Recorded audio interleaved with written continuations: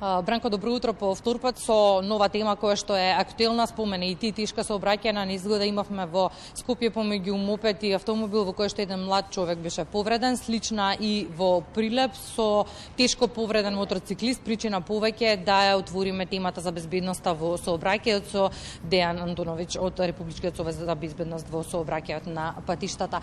Дејан, добро утро, благодарам за позитивниот одговор за разговор во Македонија наутро. Викендов во знакот на тешките сообраќајни незгоди, за среќа немаме смртни случаи, но имаме тешко повредени мотоциклисти. Секоја сообраќајна несреќа е тешка, без разлика дали има жртви, има повредени.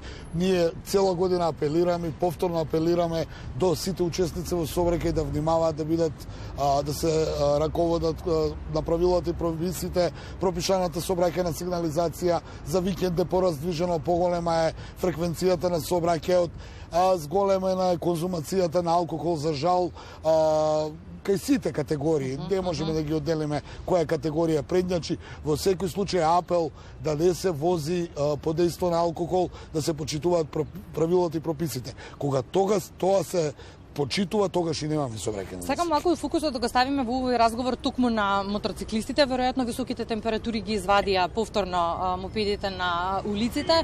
Случајност или не, за 48 часа имаме 2 сообраќајни незгоди во кои што учесници се мотоциклисти.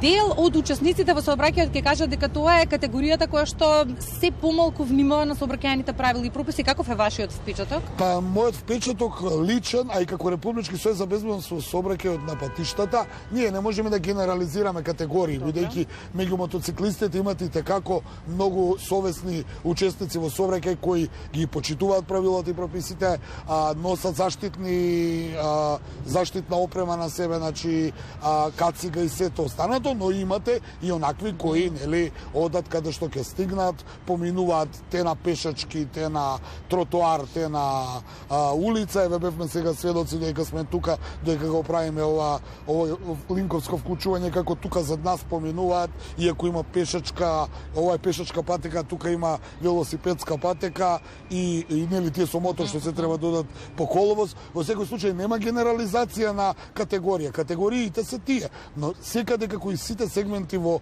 живењето имате недисциплинирани и дисциплинирани луѓе, коректни и некоректни луѓе. Оттаму и мотоциклистите. Се разбира, сведоци сме дека се вози доста хаотично. Јас ќе ги извадам овие мопеди мали, особено овие што доставуваат, например, храна, пијалоци, останато, ако сте забележале, како поминуваат. Првим вози по тротоар, па преминува пешачки премин, па се вклучува на коловоз како кола. Еднаш е пешак, еднаш е велосипед, еднаш е моторно. Тоа е до возачот, не е до категоријата. Така да апелот е тој, сите да ги се почитуваат правилата и прописите, се носат заштитни кациги, бидејќи еве при несакани случувања може да паднете од мотор и не може да се повредите. Во секој случај, колку од нив се технички исправни, сето тоа е до етиката и свеста кај секој од нас што управуваме со било какво возило. Еден од начините како да се скротат несовесните се казните. Во однос на казните еве за викендов, дали е соборен рекорд или не, МВР ќе каже, но во неделата, например, сообраќајната полиција казнила дури 1009 возачи и сите за брзо возење. Зошто е еднаш воспоставено правило, да речеме, ако почитуваме, да почитуваме до крај? Зошто не важи? Зошто е парцијално? Зошто... Ја поинаку ќе го поставам прашањето. Мене не ме секираат и 1009.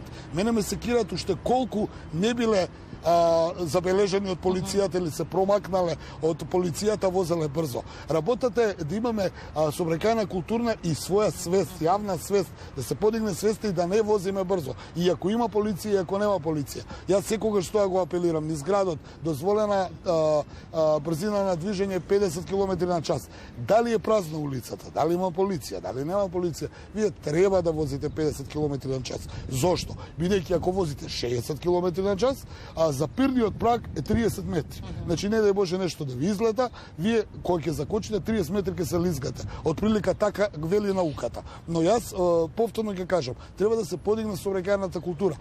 Овие казни, добро, казнети се, но само репресивни мерки или само превентивни мерки не даваат резултати. Дава резултат една комбинација, но и повторно ќе кажам до нас самите. Ако јас ноќеска се враќам од некаде и празни се улиците, јас повторно морам да возам 50 км на час, независно дали има полиција или не.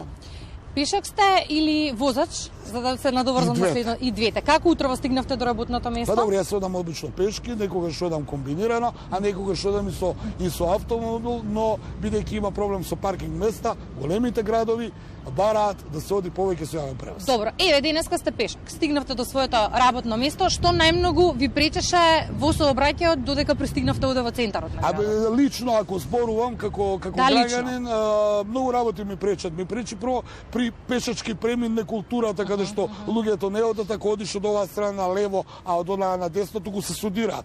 Сечат, зборуваме за пешаците. Сечат кога преминуваат улица, доста не преминува на пешачки премин, пушта ја сече нели лентата за подолго да биде на коловозот и така ризикува некој од колите да го удри.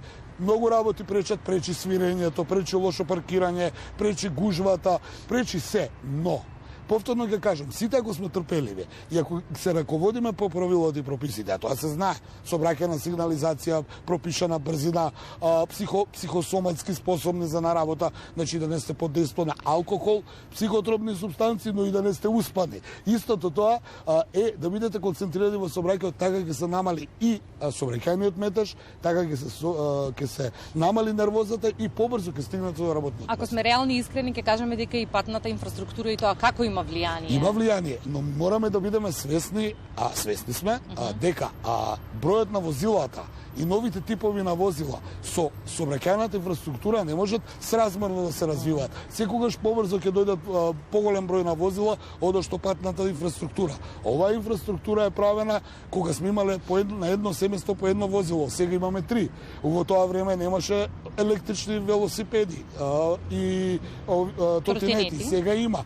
Во тоа време немаше толку мотори, сега има. Значи, ние мораме да се прилагодуваме на условите кои се. Секогаш во сообраќајот правилото е да се прилагодите на условите на патот. Еве велосипедистите на пример возат по сообраќајна, еве пример како вози по пешачка лента. Патека, да. Исто така и на велосипедска лента. Значи возите велосипед каде што има услови. Ако не можете да поминете, гледате луѓе, ќе се симнете од велосипедот. Пешачки премини, таму кај што има црвено на пешачкиот премин, можете да поминете со велосипед. Ако нема црвено како тука овој пример, ќе се симнете од велосипедот. Сето тоа е култура. Не мора него полицаецот сега да го види да го казва. Самиот треба да знае дека не треба тука да помине зад нас, додека ние зборуваме. И често кога зборуваме за сообраќајните правила и прописи и почитувањето на истите, знаеме да кажеме па во странство тоа нема да ни се случи. Културата на живење, јас мислам дека апсолутно нема врска со културата на живење. Тука се казните и законот и спроведувањето на истите во пракса, но вие често пак знаете да кажете дека кампањите и едукацијата имаат голема улога во целата оваа приказна и не се откажувате од неа. Не се откажуваме, имаат улога бидејќи кога луѓето повеќе гледаат и слушаат, кога ги гледаат последиците и слушаат што на друг може да му се случило, се запрашуваат што да прават и што треба да се случат. Ние имаме намалување на број на жртви во сообраќај. Правиме во моментов неколку кампањи, правиме за носење безбедносен ремен, за пешаци и доаѓаат време на матурите. Само пример давам. Околу безбедносниот ремен многу е зголемен бројот на лицата кои носат не само возачот и сувозачот, туку и позади, нешто што законски треба да се случува, а доколку имате мало дете, треба да имате седло кое е наменето за мали деца. Европскиот просек е 90% користење на безбедносен ремен, кај нас е 60 до 70. Но тоа последниве години, пред 10 на 15 години беше многу помало нивото. Исто така и за матурите морам да кажам. За матурите имав еден период на наплив на давање на возила на матурантите на 18 години да одат на вечерна прослава. Апелиравме до родителите, апелиравме до децата. Намален е бројот. Така да овие апели имаат резултат. Сега, брзината на нашиот апел до брзината на овие инциденти не може да се мери.